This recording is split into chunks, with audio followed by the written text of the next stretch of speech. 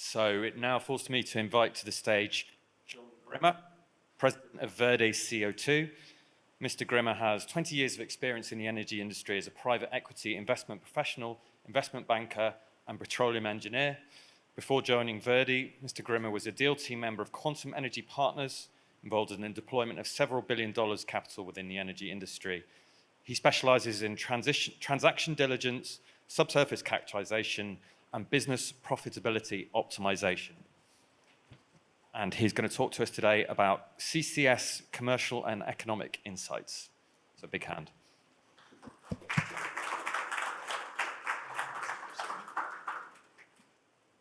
Great. Well, hey, good morning, everyone. It's a real pleasure to be with you again. I'm John Grimmer with Verde CO2. Really exciting to be here. We love talking about CCS, economics, and projects. Fred, thank you so much. That was a great discussion. Incidentally, we're using a number of the elements of a couple of our projects. So we complement all of his work there. What we're going to talk about today is first give you a brief introduction of Verde CO2. We'll talk about some project elements, how we evaluate projects and concepts, and then we will dive into some commercial and economic insights. Verde CO2 is a private, independent CCS development company. We focus on decarbonizing large point sources. We partner with a variety of industrial emitters. We'll show you a variety of different groups that we work with, pre-combustion, post-combustion, and we're focused on what we call relatively large sources, 1 million to 5 million ton kind of CCS projects. We do have diverse operational experience. It takes a wide, diverse skill set to perform CCS projects accurately. We are very focused and attuned to environmental justice and social justice elements, which are absolutely critical to ensuring that all communities benefit from decarbonization. Lastly, Verde CO2 is well capitalized. We just finalized a $250 million equity commitment from BKV Corporation to complete a strategic alliance with that company. And that allows us to accelerate CCS projects around the country. So it's a very exciting place to be. Let's talk about the team. We got a fantastic team. It does take a very diverse skill set to complete a CCS project. And we do all of our own internal geoscience, wellbore design, sequestration site analysis, land acquisition, lease negotiations, project economics, finance, and so forth. It is a quite diverse skill set. We have quite a few historical oil and gas members, which are really helpful in understanding a command of the subsurface, both characterizing geoscience, understanding fault placements, reservoir containment, also drilling wells. We have our own in-house driller. We design our own well bores as well. And these elements are critical to operating a CCS project successfully, getting Class 6 permits, and the like. Let's talk about project partnerships. We're partnering with a variety of emitters. The most simple construct would be depicted in the bottom right, whereby we partner directly with an emitter, and perhaps they just simply offtake the emissions to Verde. In certain scenarios, if the CO2 concentration is high enough, we might be able to pay for those volumes. From there, Verde CO2 will take care of all operations, carbon capture, transportation, and sequestration. We'll then manage all capital elements of the project, directly interact with the carbon capture constituents and the transportation groups. As really the years have run on, we've got a number of large major midstream companies that want to enter the space, and so we're able to bring them in strategically when needed. These are diverse and complex projects, these CCS elements, and so we pull upon different specializations that you see in the boxes above here. I just saw Kenny with Pelican, who's been really helpful to us on a number of projects. When we started Verde CO2 a number of years ago, we were really pleased to find so much rich academic research in the space, and so that's been really helpful in catapulting the business. What we'd like to do is talk about some of the regional attributes of some of the project areas in which we're developing. I'll give you a couple pros and cons for each of the areas. And if you want to talk about details, happy to do that afterwards. South Louisiana is fascinating. The state is pursuing primacy. The governor also adopted the Biden-Paris Accords earlier this year. Great reservoir quality. There's heavy faulting, so it's very tricky geoscience and a lot of mature wellbores that you need to watch out for. Very large concentration sources. Some are high concentration, some are low. So we find that a very attractive area. Further to the west on the Texas Gulf Coast, very large emission sources. Houston area, Corpus Christi, Beaumont, obviously, very large in number and volume sources. There's also large land tracts. I will say that the landowners are quite savvy after decades of oil and gas awareness, and so that can be just a consideration. The Texas Railroad Commission obviously is in the process of trying to obtain primacy. The Midwest is fascinating. You find a dichotomy, large coal-fired power facilities, which are tricky, complex emission sources to try to capture CO2 from, and a lot of small sources, ethanol, that is very high concentration. Those are great for doing CO2. What you find a lot in the Midwest is these sources are a long distance from the sequestration site itself. So you end up needing quite a long midstream element to those projects. The Rockies is fascinating, very large acreage tracts and well understood geoscience, a lot of federal land in the Rockies, and the federal government, specifically the BLM and other regions governed by the Department of the Interior, really do not have a protocol for CCS leasing at the moment. And so we're actually working with a couple of those groups, Fish and Wildlife particularly, to help contemplate a path forward there.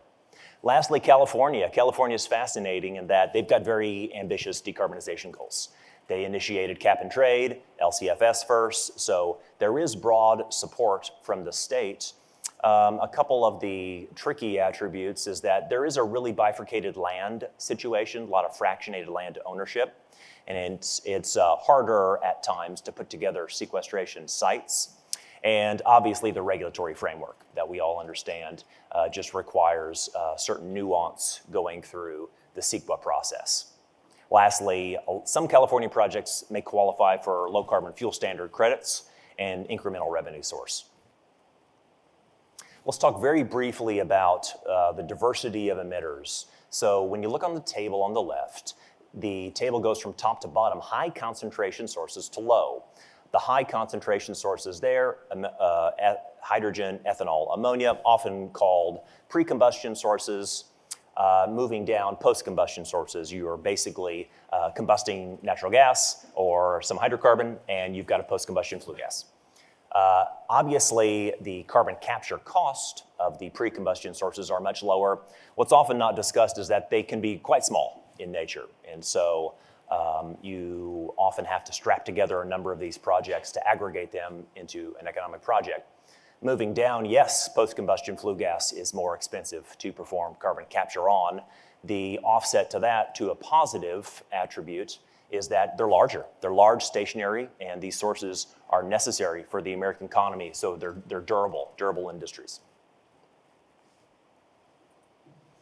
Lastly, environmental climate and social justice cannot be underestimated. We do everything we can to ensure that the lives of all of the residents of the communities in which we're operating do, in fact, benefit from decarbonization.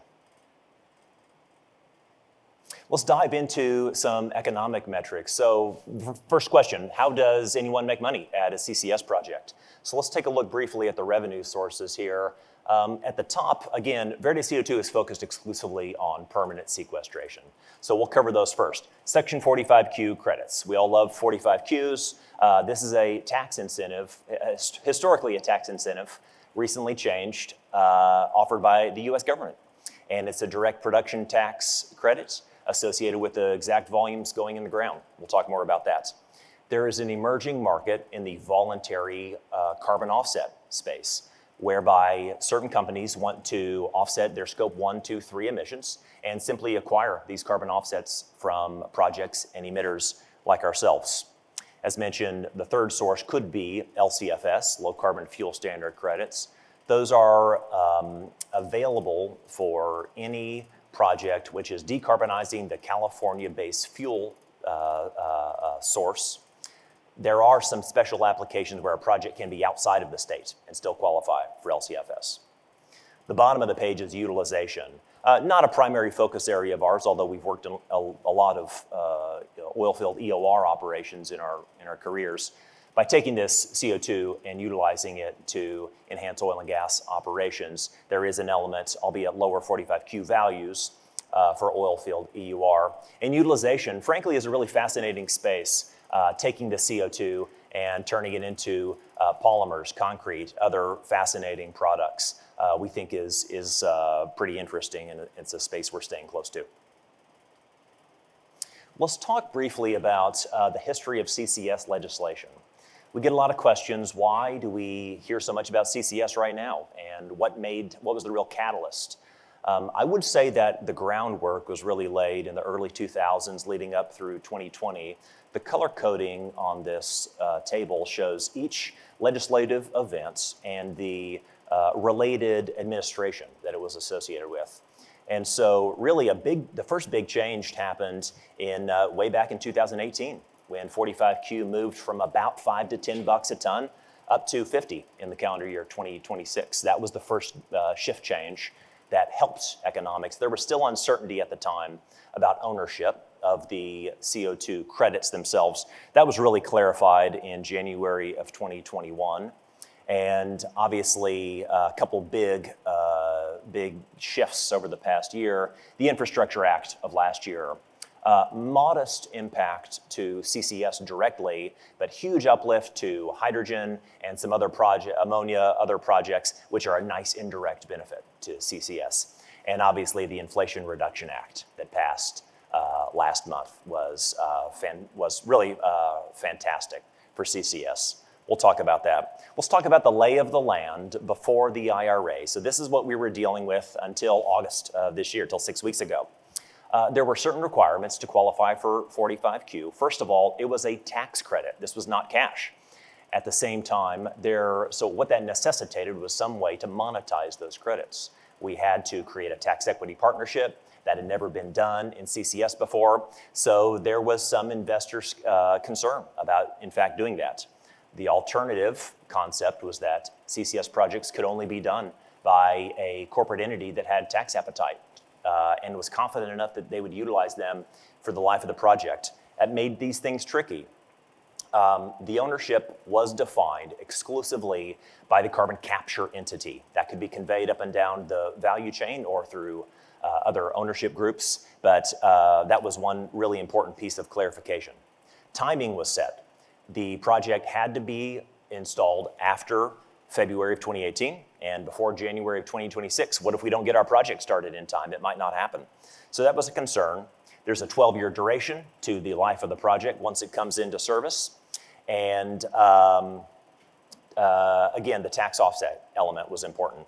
Note, a lot of people like to say, 45Q is $50. Well, it actually escalates. It's a prescribed value from 2022 through 2026. A lot of projects were coming on about 2026, and so that was kind of the number thrown around. But just note, it's not a flat value by any means, and it escalates with inflation after 2026. So what happened with the IRA? Why is it such a big deal? And we are here to tell you that it is a shift change. So the construction start date was shifted to January of 2033. So what that allows is longer lead projects that may or may not get done in the next 4 years are now viable. Obviously, the biggest change was the 45Q pricing uplift, and in the calendar year, permanent sequestration now receives $85 a ton. So a 70% uplift. Anytime your revenue source increases by 70%, it's going to change the fundamental economics of your space. Utilization in EOR, $60 a ton, and direct air capture, $150 a ton. We were admittedly skeptical about direct air capture's independent project economics, but the IRA gave it a big shot in the arm. And so that's fascinating. It also can, in fact, qualify for California's LCFS in some elements, so it's pretty neat. They also changed the minimum threshold volumes. In the past, it was about 500,000 tons a year for power generation stations.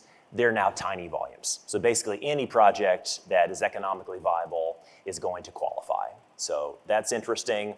They did one interesting thing for electric generation, and just stating that if you're going to do CCS on a power facility, it's got to capture at least 75% of the emissions coming off. And that's pretty reasonable. There's some fluctuation in the uptime of those power facilities, and it's for the unit, not the entire plant itself. Most importantly, if you ask us, is the initiation of direct pay. So no longer are we dealing with a 45Q tax credit, we're dealing with cash. That is in effect for the first year of the project's operation, and then goes for the following 4 years thereafter. It then converts it's also effectively reverts back to 45Q tax credits, but they are transferable for cash in a private transaction. This is brand new, no one knows what that's going to trade for. Could be a premium, could be under par, if you will. And so we'll see how that happens. There can be some real interesting tax benefits for corporations, corporate taxpayers, owning these projects in years 6 through 10. Very briefly on low carbon fuel standards, this is really kind of one of the earliest revolutionary concepts in trying to decarbonize a state's fuel source, and it's been very successful. So the LCFS is a market-based system that basically provides a carbon index score for every emission source in the state of California. If you're above a certain value, you've got to offset your CI score by buying credits. If you are under, you can sell your credits onto the market, and the market just floats. The market for LCFS pricing did rise up to almost $200 a ton. So imagine having a CCS project that was getting $50 a ton in 2026 and adding on another $200 a ton. That's a nice economic incentive. There has been quite a bit of projects flooding this market over the past 12 months. Prices I checked a couple days ago are down to $74 a ton. Still a nice incremental revenue source if you can get it. And we believe it does, in some cases, really offset the incremental cost of doing business in the state. Let's talk about corporate structuring here. There's a lot of different ways to structure a deal. We pride ourselves in creative structuring at Verde, and I will tell you that no one deal is the same across the board for our projects. The simplest construct could in fact be just a single CCS project company that owns the carbon capture, owns the transport, owns the sequestration. You may or may not have wholly owned subs underneath that, and one company controls everything, and life's pretty easy. That's typically not the way this projects work out. There can be an independent carbon capture company. Many times that is the emitter themselves. There can be an independent CO2 transportation company. That may be an existing midstream company. That could be a new group that's formed. And then the CO2 sequestration company. So you may find scenarios where all three of these groups are independent. All of them do in fact need each other. The carbon capture company cannot receive its 45Q without the permanence occurring with the sequestration company. One other big economic decision factor that's got to be assessed is the transportation fee. Remember, the revenue source is the CO2 carbon capture company. They hold the 45Qs, the voluntary credits, the LCFS, any other revenue source that may be coming out. And they're gonna have to pay the transport company, pay the sequestration company to enact their side of the business. Question number one, is that transport fee a plant dedication that may fluctuate up and down, or is it a dedicated take or pay? Is it a firm transportation value? All of those things have to be negotiated. Fluctuations in volume outputs can cause investor concern. It also may limit the amount of debt that you're able to put on the secondary businesses if you choose to go through that path. The sequestration company, what they provide to the capture company is measuring, certification through accredited agencies like the American Carbon Registry to confirm that the volumes sequestered are sequestered exactly as planned. A couple other quick financial requirements here. The EPA does require certain what are called qualifying instruments. They basically want to make sure if this CCS company goes bankrupt, there's some dollars set aside to clean up the site, corrective action, which is basically well remediation. We do most of that, frankly, beforehand, before the project starts. We can plug off the well if needed and handle any kind of an emergency response. That can be a bond, a trust, a couple different instruments. On the insurance side, there is traditional insurance that we've all used for businesses. But there's a new emerging product you might call 45Q clawback insurance. So imagine a doomsday scenario where there's some kind of a CO2 breach or a leak in the future, and the US government or other revenue sources is coming back and saying, you told me you were putting this CO2 in the ground, I want my money back. So we protect against those kind of unlikely eventualities. I do want to underscore the likelihood of breach is exceedingly low, or we would not have received the permit from the UIC, the EPA, in the first place. Really last comments, last slide here. Just want to comment on a few financial and economic takeaways. We've screened over 100 deals over the years and have just made a few interesting observations. To state the obvious, look, the single largest determinant of economic outcome is the CO2 injection volumes. They're directly correlated to revenue. And so if something happens and your source doesn't produce as expected, or if your sequestration site cannot sequester as expected, then project economics can suffer. On the corollary is that if you've got a site, a project that's sequestering CO2, and you're able to add volumes to that, that's just direct revenue straight to the bottom line. So CO2 volume injectability is primary concern. Large CCS projects do take efficiencies of scale into consideration. You can benefit from that, but some of these projects can be very big. Petra Nova was $1 billion project. Some of these other coal-fired projects are measured in the billions. So inflation, steel costs, and labor costs are obviously increasing, offset by the IRA's uplift. So, but these are very expensive projects that can be tricky to finance. Smaller projects, yes, are more fundable, but they don't take advantage of these efficiencies of scale. They might experience some of the same base costs, same pipeline, same transaction costs, same sequestration site design.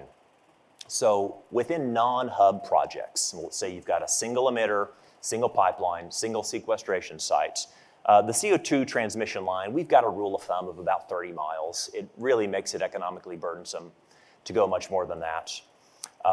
And so with that, your midstream cost is going to be 15 to 30% of the total project. Varies widely, obviously, and so obviously source to sink matching to make that as short as possible helps project economics. On the other side, these hub-based CCS concepts, I know it's a really intriguing concept. Yes, there's efficiencies of scales, multiple emitters. You build one line, you build it bigger, you build sequestration sites that are larger. That's all fantastic. The offset that makes things tricky is now you've got a lot of cooks in the kitchen, multiple parties emitting with different may or may not have different economic terms, may or may not be on different timelines for construction. And so we do think that hubs are going to play a large role, particularly in regions where you've got a lot of emission sources and a lot of sequestration viability. So I think that's our last slide. I'd be happy to take any questions.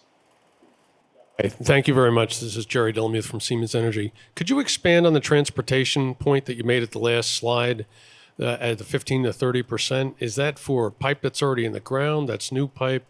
Could you give us a little more color on that? Yeah, no, good question. There's a lot of discussion about can you, in fact, utilize existing pipe in the ground? By and large, we don't believe so. Okay, there are some situations where you can. All of our projects, I think it's safe to say, are utilizing newly constructed CO2 pipe. CO2 needs to be transported around 2,000 PSI to be in the supercritical or liquid phase. And most gas pipelines are rated to 1,000. And they're either in use or they're quite mature, could have corrosion issues. It's too big of a risk, largely in our opinion. Hello. Hi. Sorry about that. Mark Tazi with Chevron. Two quick questions for you. One, as it pertains to the IRA, 45, a lot of benefits to the 45Q policy change, but there's still that 12-year expiration. I was wondering if you could talk a little bit about that and how you view that affecting project economics. And then my second question is around Verde's approach to the capture portion of the value chain, and if you have any unique or proprietary technology that you're looking at in that space. Thanks. Great. Yeah. First on the 12-year duration, we were watching that closely. So just think about this. You spend a huge capital sum. You enact CCS, construction, which takes 1 to 3 years, pipeline sequestration. You're injecting CO2 for 12 years, and then your 45Q runs out. You're basically, who knows what happens, shut in the project, and this infrastructure could have a life for 50, 60 plus years. And so we were watching that closely.